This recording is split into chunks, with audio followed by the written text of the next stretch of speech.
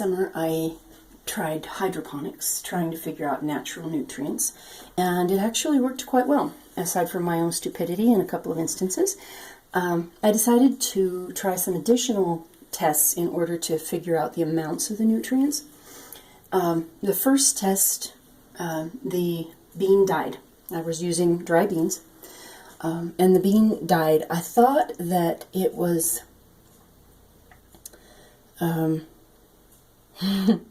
can't think. I thought that it was root rot because the roots had turned brown, but I had started another one. That one died, and I started another one, and this is the second attempt, and it started doing exactly the same thing. The leaves all drooping when it's in the sun. And it just got to the point where it was drooping all the time and not just when it was in the sun. But there's no sign of root rot. So I was kind of confused about what was going on. And then I realized something. I have these in net pots. I'm going to tip this up just a little bit more so you can see. I have the bean plant growing in a net pot right here.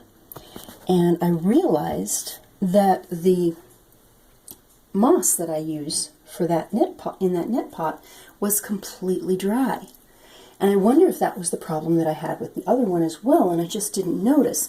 Because with Kratky hydroponics, the point is that you put all of the nutrients in the water and the plant uses them and drinks the water down, so the water level continuously goes down and the roots chase it down. If the roots get dry before they are able to get into the water, then they're not going to work as well. So this is my root system right now. There are a lot of white roots in there, and they are seeking for the water, and then it's got the aerial roots up above. So right now this is functioning just exactly as it's supposed to, except until those roots are firmly in the water, I'm not going to be able to let the water level drop or let the moss dry out. I used sphagnum moss. However, when I thought that this was all happening, I decided to change the water. I dumped out the liquid, not the eggshell, not the ash that's on the bottom of the pot, but just the liquid part, and refilled it. So I'm going to have to keep an eye on it and watch for nutrient deficiencies and so on. Put a little tiny bit of Epsom salt in there with the new water. It's still got the dime, it's still got the penny, and it's still got a nail down there for iron. But I wanted to show you something else. I'm going to... Okay. This... Where is it? Did I lose it? There we go. Okay.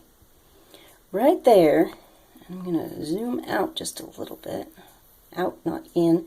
This little guy right here, that is a baby bean, which tells me that the plant is getting enough nutrients to focus some of its energy on reproduction. And that is our first little bean on this one. And in a couple of weeks it will start to expand. And in the meantime, I'm hoping that some of these other blossoms will also develop into beans. The fact that this can produce beans under these conditions really tells me that this hydroponics is working. Because beans, plants in general, are not going to put, unless they're seriously stressed, which this one obviously is not, they're not going to put a lot of energy into reproduction unless the plant itself is strong.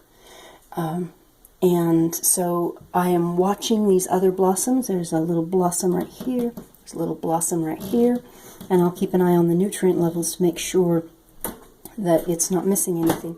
But so far, this one had 1 tablespoon of eggshell, 1 tablespoon of ash, and it is absolutely doing great, and I'm really happy with this test. The other test had half a tablespoon of eggshell and half a tablespoon of ash, so that's something that I'm going to have to test a little bit later. But with 1 tablespoon of eggshell and 1 tablespoon of ash, it got to this point, and I emptied and refilled the reservoir yesterday. So we'll take a look and we'll keep an eye on it and see what else is necessary. I will talk with you later.